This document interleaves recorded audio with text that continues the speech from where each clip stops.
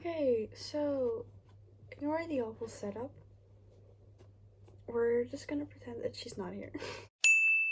Hello, it's editing me, and I realized that I didn't do an intro for some reason, so I'm doing it now. That's why I look a bit different, more dressed out. So, nice to meet you. I am Damla. You can also call me Rainy. And in this video, I will be talking or like reading and giving my opinion on The Wedding Dress by Danielle. I read this book because I was going to give it to someone for a book swap. Spoiler alert, I ended up giving a different book because I found out that there was this other book that I could actually give that I enjoyed a little more. Maybe that kind of spoils my opinion on the book. So, quick explanation of what the book is about. The book follows Eleanor, who is 18 at the start of the book. She sort of presents herself or debuts as like a potential, what do you call it? She's open to like getting married, right? This takes place in the 1920s, and she's from a very rich family in San Francisco. So they have this like very fancy ball, and that is where she meets her future husband. They get married. His name is Alex, by the way. In preparation for the wedding, Eleanor goes to Paris with her mom to get this very fancy wedding dress made, and this dress eventually becomes pretty important in the story, I suppose you could say. I mean, the title is The Wedding Dress, and I think either right after their wedding, while they're on their honeymoon, the US economy crashes, because this is in the 1929, and that economic crash significantly impacts their life because of how previously rich Eleanor and Alex were. Now they kind of just have almost nothing. So we follow them, and then we also follow the following generations, kids, grandkids, and they all have their stories. I hope that is somewhat of an okay explanation. Yeah, that's all. I hope you enjoyed the video, and now back to the actual video. So, I'm at page 39 or 40, and I have thoughts already. I'm not gonna do this every 40 pages, but maybe that I'll like around the 25% mark, I'll say something, and then the 50, maybe 75, and then when I'm done. First off, I hate these stickers that these books have. They're like those stickers that you can't get off. Who thought this was a good idea? But okay, I started reading this book. I do not like how much information is just being dropped on me. Like, the first piece of dialogue starts at page 7, and everything prior to that is explaining things, is explaining how these people look, and like all of this background information. I understand we need information to understand the plot or like the characters, right? But I can't help but wonder, there was probably a different way to go about this, like showing me instead of telling me. I found myself, like, without even realizing it, skipping paragraphs because there was so much description that I'm like, okay, I get it. I want like something to happen. It felt very passive. I also found it a bit weird. Now maybe this is just me, I don't know, but I thought it was a little weird that we're at page 40, and I think the author has already emphasized 3 times how skinny Eleanor is. Like, oh, you could put 2 hands around her waist or something. I don't even remember what the exact line was. I get it, we need physical descriptions of characters, but it felt a bit little unnecessary sometimes. I'm like, okay, we get it, which I just don't like. I don't know. I feel like I'm only complaining about this book. I want to like this. I am not one to be very critical of books, but I don't know why this is, yeah. I'm trying to be nice. We're only 40 pages in, and I want to finish this book. Like, I don't want to DNF it. I'm also not a fan of the age gap between, was it Charles and Eleanor? I don't know how old Eleanor is. I'm guessing she is between 20 and 22, so around my age. And I think Charles was like 32, which feels a little odd. Or maybe she's even younger. I don't know how old this lady is, or this girl. So that feels a bit weird. And I get it, there are exceptions to this. I'm not saying all age gaps across the board are bad, but it feels a little weird, especially when there's the emphasis on like how young she is and how much older he is. And I think there was a point, I'm gonna look for the line, because I remember reading this part in the train, and I was trying so hard not to physically cringe. Oh, I mixed up the names. Charles is her dad. Okay, my bad. It's Alex or Alexander. Okay, I'm bad with names. I am Gonna try to fix that. But we're talking about Alexander, I think. Look, this is what I don't like. Okay, this is page 13. He was one of the other most important banking family in the city. He was considerably older than her contemporaries and observed her with a fatherly air. Ugh. Listen, if you're gonna set two characters up to be like romantically involved, if you use any descriptive word or like any type of description that goes into like parental figure ish stuff, that feels weird. I know he's not actually her dad, but the implication that's there, it feels weird, and it only emphasizes their age gap more, which I personally don't like. If that's your stuff, if that's what you like reading, go for it, but not for me. There are some things that I like about this book. I think I like the general plot of it. Like, it sounds interesting and I can see the appeal of it.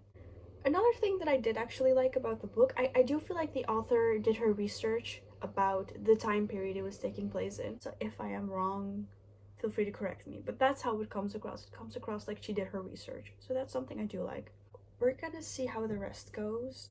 I am semi-worried, but also kind of interested to see how things will end up going. Because it's hard for me to tell if this is like really about the dress or if it's going to be more romance centered in general. Of course, we have romance now because Alexander and Eleanor are getting married. We'll have to see. I also found it interesting, before I started reading this book, I checked Goodreads because I was curious to see what the rating was, and I think it was like a average of 4.1. The top 3 reviews that I saw were very different. I think there was a 4-star review and then 2-star reviews, so I guess there's people that like it and people that definitely don't. We'll see how this goes. I will hopefully give more updates. I'm going to try to finish this book as quickly as I can because I am reading this for a book swap and I want to know what the book is about before I actually give it to someone. But yeah, so we'll see how this goes. I also apologize for this being all over the place. I don't even know if this is a reading vlog. It's just me talking about the book, really. I will get back to you later. And I don't know if that will be today or another day, but you'll see. We are 25% into The Wedding Dress by Danielle Steele. Maybe a little over 25%. I got to 25 somewhere yesterday, but it was late and I couldn't really record this. So I'm doing it now. I don't dislike the book, but I wouldn't say I'm a fan of it either. There's a lot of things that I don't like. So first we have the lead up to the wedding, making the dress, going to Paris, and then going back. I think it's the writing style that's making me not enjoy this as much, because I feel like if this was written better, I would really be enjoying this. So they're having the wedding. Alex is like absolutely adores the dress. And here's my first issue. I don't know what to imagine when I see them talking about this dress. Where's my book? We have the book here. I suppose this is what the wedding dress is. If I didn't have this, I would have no clue what this dress looked like, because they are sort of describing the dress, but it's still kind of vague at the same time. It's really weird. Maybe that's just me, and maybe it's supposed to be like that because everyone has a different idea of what this gorgeous, like a beautiful wedding dress looks like, right?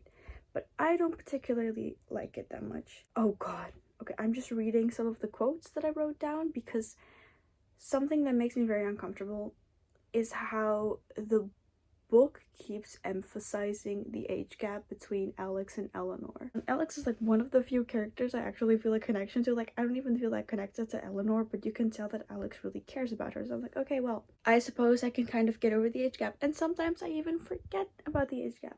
But then the writer is like, you know what? I'm gonna remind you that there's an age gap. I'm gonna show you one quote that I wrote down because of how, like, I can't describe it, just okay. He had been in hibernation, waiting for her to grow up, and he hadn't known it. This is a 32-year-old. I don't even remember how old Eleanor is, but it has to be like between 18 and 21. And it's just like, why? Like, why did you put that there? I didn't need to know that. I would have been fine not knowing that. I would have been better not knowing this and not reading this. Also, again, like writing style wise, I don't know how to describe it.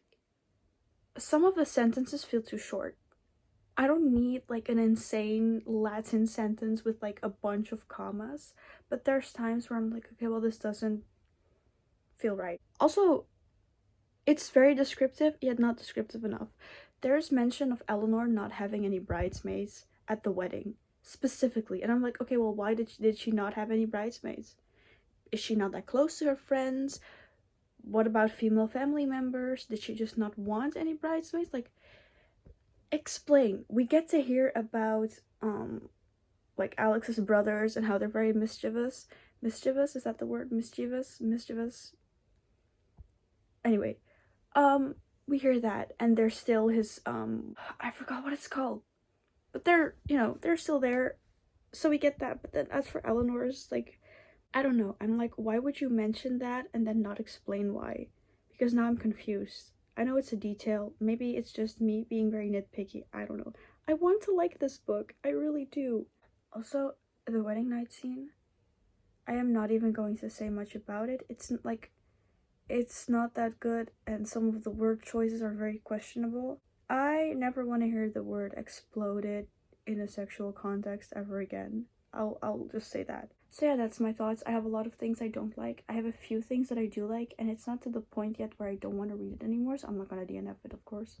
I will continue reading it, and I think I will get back around the 50% mark, probably, and maybe then like the 75, and then my thoughts after finishing the book. So we'll see how this goes. I forgot to add one more thing that the author added that I do not think was necessary. Eleanor was 10 years old when Alex's ex-fiance passed away. I did not need to know that. Hello, as you can see, it's the same day. I ended up reading a lot more than I thought I would, so I have passed the 50% mark already. I am enjoying it a lot more, not a lot more. I am enjoying it more than I thought I would. It's still not perfect. I would definitely say there's areas where it could be better. I'm still not a fan of the writing style. But there were a few scenes where I was like, this is actually going somewhere. This is actually getting kind of okay-ish, you know? So we are further into the economic crisis that is happening in the US, and we are also further into the marriage between Eleanor and Alex. And we find out that they are trying to have kids, and Eleanor miscarried 5 times. I think we're like 10 years. I think there's like a time skip of 10 years. There's not a lot of scenes, I feel like. There's a lot of explaining and like what has happened and what has happened in the past and how things were. But I want the writer to show me. I want the book to show me instead of telling me all the time. Does that make sense? And then there is this scene that I actually did enjoy where Eleanor's not feeling well, and Alex is kind of picking up on the fact that she might be pregnant because she has been pregnant 5 times before. There are certain signs, and he's like, you are definitely pregnant, and Eleanor's kind of in denial because she's really worried about miscarrying again, and she's just kind of like, well, I'll just act like I'm not pregnant, you know? They end up having a baby girl. I think her name is Camille. I think it's Camille.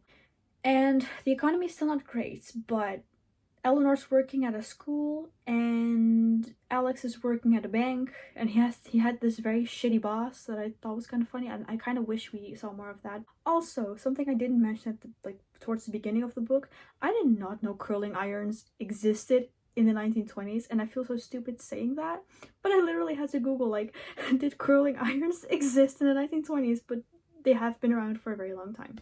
But anyway, Alex makes the decision to go to war, and I genuinely thought this man was gonna die. Like, he wants to go to war. I suppose it's like a duty thing. I'm gonna be completely honest, I'm not that patriotic, so I didn't really get it. I was kind of on Eleanor's side here, where she was like, why are you doing this? Like, you're like, he's like in his early 40s by this point. You feel like he has to go, and he's like, oh well, they're not gonna put me, you know, at like the front lines anyway.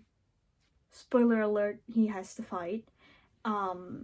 And it's all stressful. I genuinely thought this man was gonna die. He ends up not dying, which I'm kind of glad. I feel like that would have been really predictable if he did. And also, I kind of like Alex, not gonna lie. There are some parts where I'm like, and sometimes the age gap is still mentioned in the book, and I still really get annoyed, but I feel like I've become desensitized to the mention of the age gap at this point. I don't know. Alex ends up returning from war. He ends up being discharged because he is injured. I think it said that his arm was injured, and he was wearing this, he had this like coat over his legs. And then later on they realized that both of his legs, I can't tell if they were amputated or if like he just lost his legs. I forgot what exactly happened. I think it was some sort of attack on a boat that they were on, and almost no one survived. I think it was like 1 to 3 people. My opinions, I'm still not a big fan, and I honestly can't tell if I'm getting like desensitized to the writing or if I'm like starting to enjoy it. There are some parts where I'm enjoying it more, and I do feel like there's just more, I don't know, I'm getting to see more of the characters, I feel like, and I don't know why that is the case. Maybe I have like finally started warming up to it and it's not really the fault of the writing. Also, another thing that I really don't like, how can this book be so descriptive and yet not descriptive enough at the same time? So I'll be continuing reading. Also, yes, my phone may have stopped recording, but anyways, I'm gonna continue reading. I will either continue recording at the 75% mark or when I'm done reading. We'll see how fast I am. So we are 78% into The Wedding Dress by Danielle Steele. I am feeling conflicted. On one hand, I am somewhat invested. I feel like, how do I say this? Let's just first talk about where exactly we are in the story. I'm just going to check real quick what has happened and stuff here. I did mention that Alex had returned from war, and it turned out that he has lost both of his legs. Eleanor basically took care of him. She took time off of work to take care of her husband. Something that I realized while reading, this book is called The Wedding Dress. The dress, in my opinion, at least from what it sounded, should have been like a pretty central theme to the book. But at this point, it's not as like reoccurring. It is mentioned by Eleanor a few times. Like I think when the Great Depression started, she offers to sell the wedding dress, and then I think either Alex or Eleanor's mom is like, no, don't do that. You might want to give it to your future daughter or something. So anyway, Eleanor's father passes away, and Eleanor's mother is like very distraught by his death. It was not that expected. A large portion of her life was her husband. She eventually passes away as well, and basically everything that's left is inherited by Eleanor. When the Great Depression had started, Eleanor's mom did something that I thought was very smart. She kept a lot of the, like valuable antique items that could be sold eventually for more money. Eleanor at some point talks to Alex, offers like, hey, maybe we can open up this little shop where we sell all of these things because now they have more value than they had back then. And people might miss just the way times were, because it's very clear in the book. The book starts out very optimistic. Everyone's very excited for the future, or at least like for the time period that they're in. But then the Great Depression hits, and although some people build up their lives more, not everyone is really able to bounce back. And even mentally, it's just really rough, and definitely not to the same level that things were prior to the Great Depression. She sets up this little store. They end up selling surprisingly well because, there are some people that like these antique things. There's other people that are just like, oh well, they miss some stuff from that time, etc. So it ends up selling well, is my point. Eleanor ends up going to Europe with her husband to like get more stuff. And their daughter, Camille is her name, is also growing older as this story passes. She grows up, and she ends up being this very rebellious teenager, going against basically everything that her parents stood for. And like, she really wants to pursue music, and she meets this guy who is not the best influence. To make a long story short, she ends up pregnant, has the baby, then overdoses when the baby is like 3 weeks old. And so the baby, first of all, they can't find the baby because Camille is like with this guy, and she's like, oh well, the baby is with his mom, but then his mom turns out to be in jail as well, so the baby is in child protective services, etc. Her name is Ruby, I think. Eleanor and Alex end up taking care of Ruby as if she is, their own, but they're also making it clear that they are her grandparents, and they are very clear and like, this is who your mom was, and they show her pictures and stuff like that. And I found it difficult because then Ruby grows up, and she actually is like open to this ball and like the debut thing to like find suitors for marriage. She thought it was great. But it's mentioned a couple of times how like different she is from her mother, which I get is like an aspect of personality to mention, but it went to a point where I was like, okay, but like, do we need to emphasize it this much? I don't know. It felt weird. I found it hard to really see Camille as this like full-fledged character. I just saw her. It felt like she was kind of a plot, not a plot device. But she didn't feel as like fleshed out as Eleanor, Alex, or even her parents. It felt off. The vibes were off. I don't know what the vibes were, but it felt weird to me. So my thoughts so far, there are still things I don't like. I'm still not a fan of the writing style. I am interested enough in the plot to continue reading, but I also have thought to myself, would I read a Danielle Steele book again? Like, would I pick it up again if I saw her name? Probably not. I'm not saying this is a bad book. Again, like, I am reading it because I want to know what happens, and I can see the appeal of it. It is, like, digestible to read. You know, it makes, like, some things make sense, but there's just certain things where I'm like, this could have been better. So, I'm gonna continue reading it. I mean, I'm, like, 78% in. I'm not gonna DNF it now. I still have my criticisms. Maybe I'm getting used to this book, and I feel like I'm not being as harsh, but or maybe I am. I don't know. Also, something that I thought was interesting, there is a part where Eleanor is like, oh, like she doesn't realize, she didn't really think about the age difference between her and Alex, because Eleanor's 18 when she marries Alex, who is at the time I think 32. So that's an age gap of 14 years. I find it hard to believe that she not once thought of the age gap when it was mentioned multiple times in the book. Like, that feels weird to me. If you are going to give off that vibe, then stop emphasizing how young she is in the book. Like, I almost laughed out loud. I was like, what is this? I think Alex is like a cool guy, but the age gap makes me feel weird, you know? And I feel like people are going to be like, well, it was a different time. If that was the case, and if it was fully accepted, Eleanor's parents would not have been hesitant at seeing Alex be interested in their daughter. They wouldn't have been like, well, he's a bit older, I don't know. They would have been like, oh yeah, sure. But they had that small moment of having some doubts. Now, they were like, okay, well, he's a good man, and blah, blah, blah. They end up getting married. My point is, there is that hesitation and the thought about it. So it is something that people think about. But anyway, I don't want to sound like I hate this book. I think Ruby is a cool character because she sounds a lot like me. There's this part about Ruby studying so much that her grandparents have to remind her to not study, which is something that people in my life have had to tell me. So that was kind of funny. It made me giggle a little bit. It was fun. I'm gonna finish the book, and then we're gonna see what I think of it. So yeah. I forgot to mention one other thing, I think. I feel like this book, I feel like almost half of the book is focusing on Alex and Eleanor. And I know on the cover it says 4 generations. So we've had Camille, who has passed away. We have Ruby now.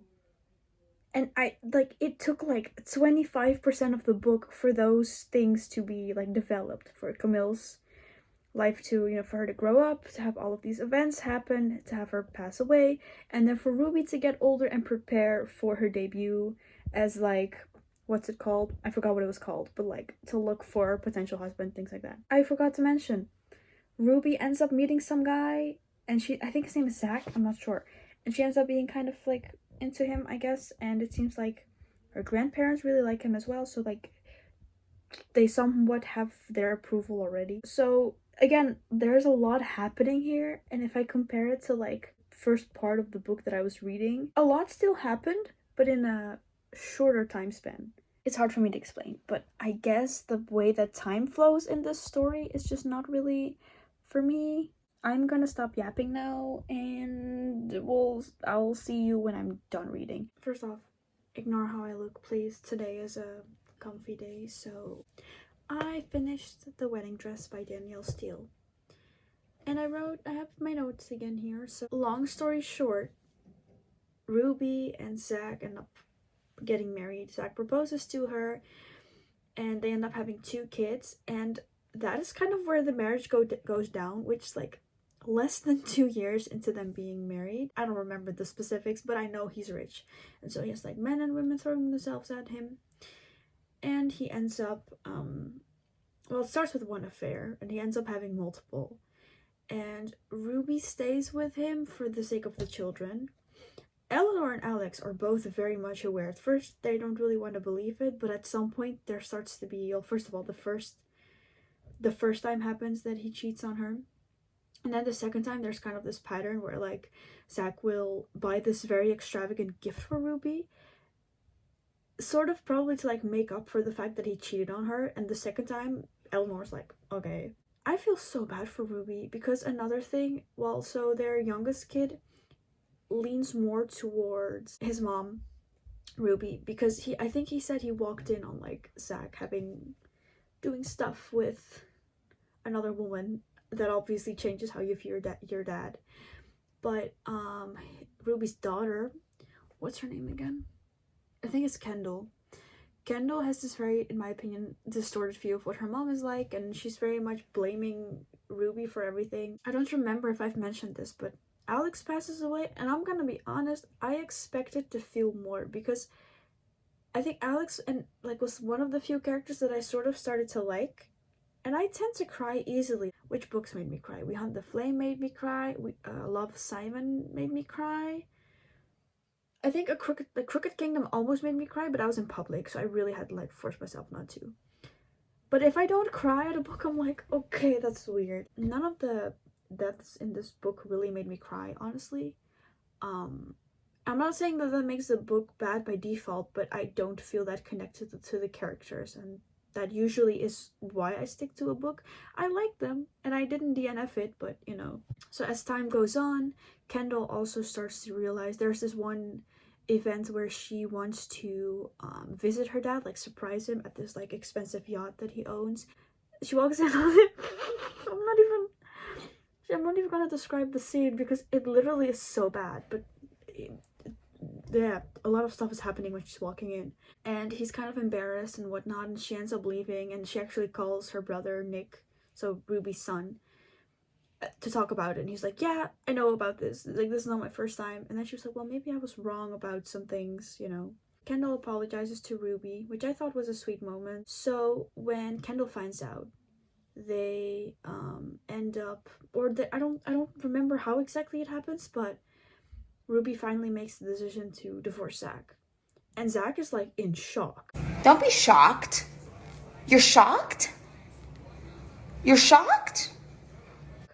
I thought this was really interesting because from the way he behaved, and I'm talking, like, at least 20 years of having multiple affairs with multiple women, right? He's not that emotionally attached to her, it seems, and they barely talked. Like, they lived in the same house, but as time went on, they, like, barely spoke to each other, and the only times they were really together was when the kids were around. And when she tells him, like, yeah, I'm divorcing you, he acts, like, genuinely shocked. It was maybe more the idea of knowing that he had a wife waiting for him back at home. And he sort of tries to change her mind later on. So that brings me to another thing. Kendall, Ruby's daughter, ends up getting married to this really nice guy. They actually end up getting married. And she, of course, wears Eleanor's wedding dress. So that is, like, the fourth or third generation? I don't remember. What I thought was interesting is Ruby said something like, well, we can still be friends, but, like, I'm never gonna love you again. Like, romantically, at least. It's kind of like a happily ever after-ish thing, I guess, because she's wearing the dress and that's where it ends. Now, as for my comments. What was her name? Camille? Ruby's mom, who passed away. I think I mentioned this already. The constant, like, contrast that was mentioned between the two. It felt weird. And I guess I get it. I get it also because, like, Ruby isn't that emotionally attached to her mom because she never knew her. She died when Ruby was 3 weeks old, I think. Also, I wasn't really sure what to think of the way femininity was portrayed in this book. It's all about, like, being very innocent and small and tiny. And there's even this part about, like, Eleanor still having small, narrow, elegant feet, and then after that it's added modern women had bigger feet. Okay, I was just kind of like, why is this necessary? Like, it felt weird. It's just a lot of the thing about being, like feminine felt like, oh, being innocent and small and tiny and having small feet and being very, you know, and I just am not a fan of that. I'm not saying that's what the book actually did, but that's the impression it left on me. I also was not a fan of Ruby just, like, completely giving up working and to take care of the kids. I don't think that was done with the intent of sending a message of, like, oh, you're supposed to stay home and whatever, because, I mean, Eleanor had her, you know, had the store with Alex where they sold, like, antique things. But it just made me sad because she was pretty smart too. She could have done some cool stuff with computers, but then again, that's her choice, and that's just not really, yeah, I don't know. And there was this one phrase. Oh, so unhinged. Miss Steele. So this was when Ruby finds out that her husband is cheating because she wants to surprise him at work. She's very pregnant, by the way. So the second time she goes into labor, I don't know if it's because of Zach, but a lot of the things that went wrong during labor kind of sounded like it was Zach's fault because she goes to like surprise him, and there's this hot blonde young girl sitting on like his desk, I think, or the counter or something, and he had his hand on her thigh, right? And she's very upset, understandably so. So that shit happens. She goes home. She ends up being in labor. Literally, no one is home, and then Zach shows up. She has the kid. It ends up being a boy. And the phrase says they had opted not to know the baby's sex, so it would be a surprise. Only now the blonde in his office was the surprise. I don't know, that felt so unhinged. I thought it was funny, so I was having a good time there. My issues with the book, sort of similar to what I've already been saying, I think. I'm still not a fan of the writing style. Another thing, I felt like a big part of the book was Eleanor and Alex's story, and I understand it because the dress is hers, or was hers. But as a result of that, I didn't feel very connected to the other characters. I felt somewhat connected to Ruby because I did feel like we got to see like a big portion of the story with her. But Zach, I mean Camille died pretty young. And then like Ruby's kids, I just was like, I mean, they're not bad characters, but I don't particularly feel that engaged with the story. And then there's all of the things that I mentioned that I didn't really like. So this is not a bad book. I can see the appeal of it. I feel like this is something that you could like enjoy if you don't think about it too much. But my brain sometimes thinks about stuff too much. And just I want to make sure I phrase this carefully because I don't want to sound like people who read this like don't engage in media like critically at all. But there's just sometimes those books where you just want to read something and you don't want to think about things too much. You just want to have a nice time. I kind of wish that there was a bit less of the romantic elements in the book. I think it would have been interesting. I mean, it is a wedding dress, so I know I sound ridiculous right now when I say that, but I don't know. Maybe it's because it was a lot about like Eleanor and Alex's romance, and I was like, okay, well, I get it. But also, age gap still felt weird. I know at some point when once they were like really getting older, it wasn't brought up anymore. Thank God. I just don't know what to think of this. I always have this when I finish books, which is kind of glad why I'm doing this like vlog-ish thing where I'm like documenting my thoughts. Because anytime I finish a book, I'm like, okay, I don't know what I think of this. Like, I don't know. I wrote down a bunch of things, but then putting it together is like one coherent thing. I don't know. As for my star rating, I will say I'm really bad at rating books. I want to give this like a 2.75. I don't want to give it 3 stars. This book would not make me excited to read another Danielle Steele again. It also wouldn't make me particularly motivated to give her books another chance. But I suppose if someone really recommended something to me and I was in the mood for it, I would maybe read it and give it a chance. And I can see why other people like it, but I'm not a fan of it. So that's why maybe I'll just do 2.5 to make it easier. My overall thoughts, if that is more clear, I was not a fan of many things in the book. Would I recommend this book? I don't know. I probably would not. But I also wouldn't be like, oh, you definitely shouldn't read it. But I would just be like, hey, I didn't particularly like this book, but go ahead. So that is me talking about The Wedding Dress by Danielle Steele. If you watched this whole thing, thank you. If you did read the book, let me know what you think. If you did not, let me know what your impression of it is, I guess, after hearing me talk about this. Take my description of this book with a grain of salt. I am not that good at describing books. I'm just putting this out there because I do not want to be responsible for someone reading or not reading this book because of the way I described it. Just saying. So anyway, that was it. Thank you for watching the whole thing, and maybe subscribe if you want to. I don't know how frequently I'm going to post on here because reading takes a while, but yeah, be kind to yourself, and yeah, bye.